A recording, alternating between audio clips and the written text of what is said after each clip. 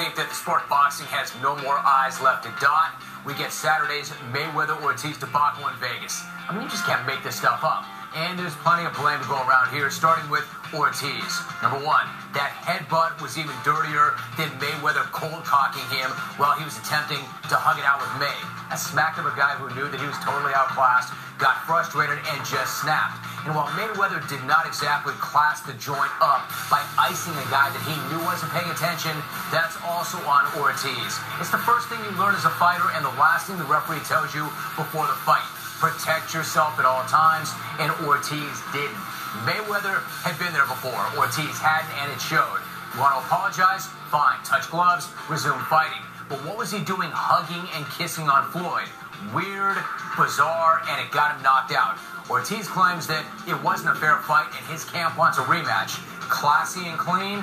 No, but it was definitely fair. You don't smash a guy's face in with a headbutt and then complain when you get hit with a dirty shot. You start down that path and you better be ready for anything, and you weren't. And you can forget about a rematch. Nobody outside your camp wants it. Mayweather was dominating that fight and he would have finished it sooner than later. A rematch is only in order if somebody gets jobbed, and nobody was. Well, other than the fans, as usual.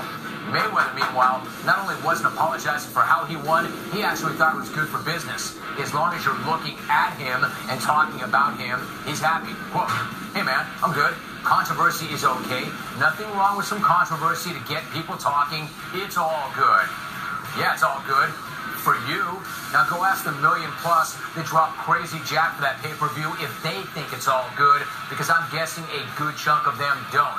They wanted to see a clean, natural ending to that fight, not you clocking a guy while he was still apologizing and not prepared to defend himself. Again, it may have been legal, but it wasn't clean, and fight fans got jammed yet again, and they're bent, and I can see why. I mean, when was the last time you threw down for a pay-per-view card and actually felt like you got your money's worth? And as far as the fight that would be worth your money, Mayweather insists that he doesn't need Manny Pacquiao. Quote, "All Pacquiao is doing is fighting my leftovers. How can Pacquiao offer me anything? I do the offering. He has to get his business in order. When he fights, he gives up 30% of his check. I get 100%. Wait, what? You're not fighting him? Why? Because he has to chip cats off and you don't? Look, I have no idea what that means or how that relates to anything, but I know this. Either you're just ducking him or you won't fight him because you think that he roids. But his promoter, Bob Arum, says Pacquiao is now willing to submit to Olympic-style random blood and urine testing, so that should address your concerns. And by the way, you do need him. If you care as much about your legacy as you say you do, and you do want to be considered one of the greatest of all time, then you need him. Maybe not in your eyes, but most of the rest of the world will consider your career incomplete if you don't fight Pacquiao. Skip this guy, and there will always be a yeah, but to your career.